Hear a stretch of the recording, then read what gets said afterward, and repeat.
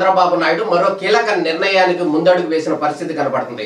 ఒక వ్యూహాత్మకంగా high court bench కర్నూలులో ఏర్పాటు చేయడానికి సంబంధించినటువంటి ప్రణాళికను సిద్ధం చేసేందుకు ఆంధ్రప్రదేశ్ ప్రభుత్వం నుంచి కేంద్రానికి అనుమతి కోసం పంపిస్తాము, కేబినెట్ అప్రూవల్ తీసుకున్నట్టు కూడా రాష్ట్ర ముఖ్యమంత్రి చంద్రబాబు నాయుడు చేసినటువంటి ప్రకటన ఏదైతే ఉందో అది ఒక చాలా చారిత్రాత్మకమైనటువంటి అంశంగా భావించాల్సిన అవసరం ఉంది. ఎందుకంటే ఇది ఎన్నికల హామీని తెలుగుదేశం పార్టీ అంటే ఎన్డీఏ కూటమి అమలు చేస్తుంది అనే అంశం ఒక వర్షన్ అయితే కనుక గత ప్రభుత్వంలో వైఎస్ జగన్మోహన్ రెడ్డి ముఖ్యమంత్రిగా ఉన్న సందర్భంలో ఆంధ్రప్రదేశ్కి అమరావతి కాదు 3 రాజధానులు తెస్తాము, కర్నూలుకి న్యాయ రాజధాని, అదేవిధంగా విశాఖపట్నానికి ఎగ్జిక్యూటివ్ రాజధాని తెస్తానని చెప్పి ఎన్నో విషయాలు చెప్పినప్పటికీ కూడా ఒక్కడు కూడా ముందుకు వెయ్యలేని పరిస్థితి ఉంది.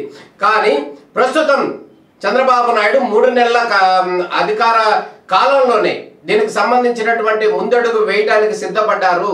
హైకోర్టు బెంచ్ ఏదైతుందో కర్నూలులో ఏర్పాటు చేయడానికి దానికి సంబంధించినటువంటి పూర్తి స్థాయి అనుమతులు ఇవ్వాలని చెప్పి కేంద్రాన్ని కోరడానికి సిద్ధమైన పరిస్థితి కనబడుతుంది. ఒక అంశాన్ని కనుక గమనించినట్లయితే కర్నూలులో న్యాయ రాజధాని ఏర్పాటు చేయడం అనే వర్షన్ ఏదైతుందో అది రాయలసీమ ప్రాంతానికి పూర్తి స్థాయిలో న్యాయం చేకూర్చే అంశం అయితే ఒక విధంగా కనబడుతుంది.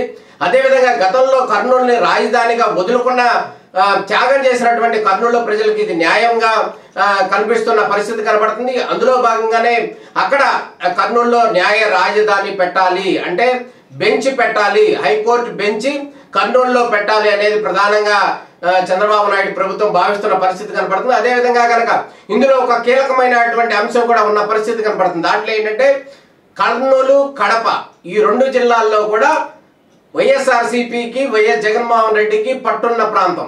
ఆ ప్రాంతంలోనే హైకోర్టు బెంచ్ అనేది తెలుగుదేశం ఎన్డీఏ కూటమి కనుక తీసుకొచ్చినట్లయితే ఆ పార్టీని రాజకీయంగా సమాధి చేసే అవకాశాలు ఉన్నాయి అనేటువంటి ఊహాత్మకమైనటువంటి నిర్ణయాన్ని చంద్రబాబు నాయుడు తెర మీదకి తీసుకొచ్చిన పరిస్థితి కనబడుతుంది.